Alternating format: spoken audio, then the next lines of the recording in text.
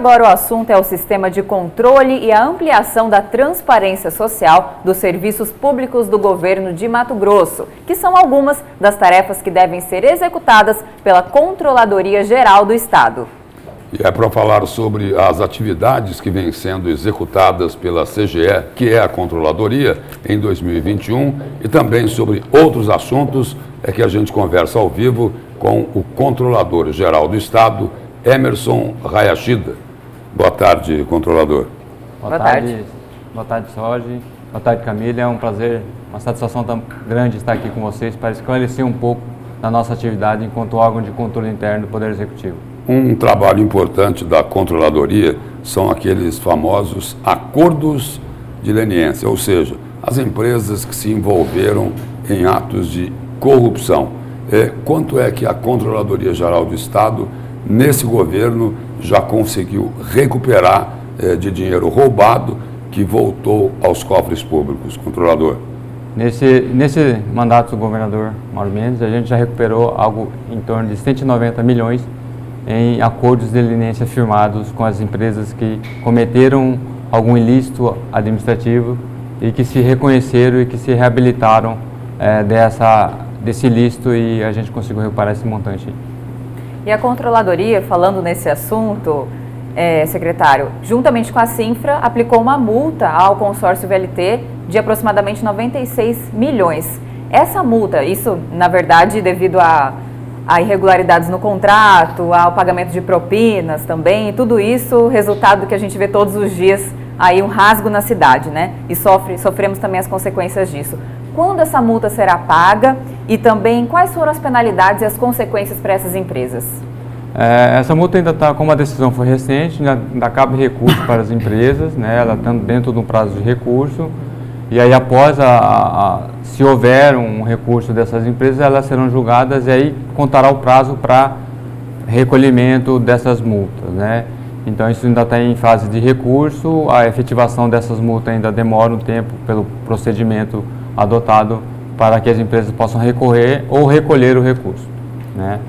Agora, essa multa aí, por exemplo, ao consórcio VLT, as empresas do consórcio VLT, ela coloca essas empresas naquela situação de não idônea para poder fazer negócios com o poder público, é isso? Isso, essa é outra punição dentro do processo de responsabilização de pessoa jurídica da lei anticorrupção, né? Então, assim, uma parte de punição da lei anticorrupção, que é a multa, e a publicação extraordinária de grande circulação da condenação, da decisão condenatória.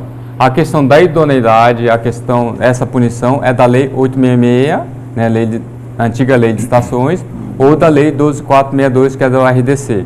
Então, elas foram punidas por terem cometido atos administrativos, atos indevidos, ilícitos, no procedimento da contratação.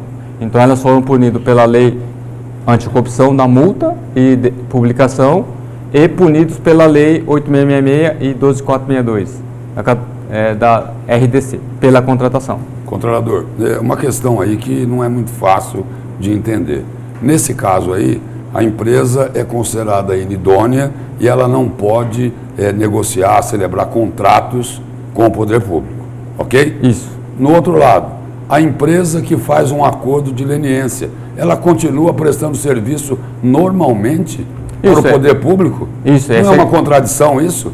Ajudou o seguinte, ajudou a desviar dinheiro público. E aí o seguinte, uma é inidônea e a outra pode continuar prestando serviços, às vezes envolvendo aí milhões e milhões de reais. Sim, é o que a lei permite. Quando você faz um acordo, você reconhece esse ilícito, né, e aí você ressarce todo esse dano e mais uma multa pela prática do ilícito e continua a vida normal. É uma espécie de, se usar o paralelismo, ou a colaboração premiada da pessoa jurídica.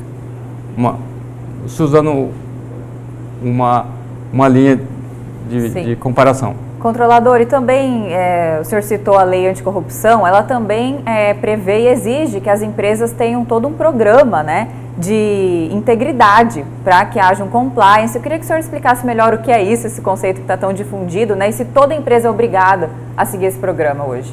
O programa de integridade no Brasil é relativamente novo, né, para a administração pública, né, inclusive veio com a lei 12846, que é a lei anticorrupção, onde as empresas, né, que celebrarem acordo de leniência, ela precisa ter um programa de integridade, precisa adotar um programa de integridade para que evite e mitigue risco de desvios. Então, o programa de integridade nada mais é uma espécie de você fazer a coisa certa no momento certo, independente da situação. São regras, não é só regras que devem ser cumpridas, mas a conduta ética da empresa, as regras que são impostas precisam ser seguidas. Então, assim, o programa é muito mais amplo do que só cumprir regras. Controlador, antes de encerrar, causou algum estrago? O estrago foi grande, esta invasão, este ataque de hackers no sistema de gestão do governo estadual? Olha, ainda não tem esse dado de dano, né? A princípio não houve um prejuízo no banco de dados. Está sendo analisado pela MTI, né, que é responsável pela tecnologia do Estado, para verificar qual foi o estrago efetivo dessa invasão do site. Mas vai ter que aperfeiçoar o sistema. Sem dúvida, sem dúvida. O aperfeiçoamento é constante, né? Muito obrigado pela presença e pelas informações aqui no Jornal do Meio-Dia. Eu que agradeço a oportunidade de estar falando um pouquinho da nossa atividade enquanto órgão de controle interno. Muito obrigado, boa tarde a todos.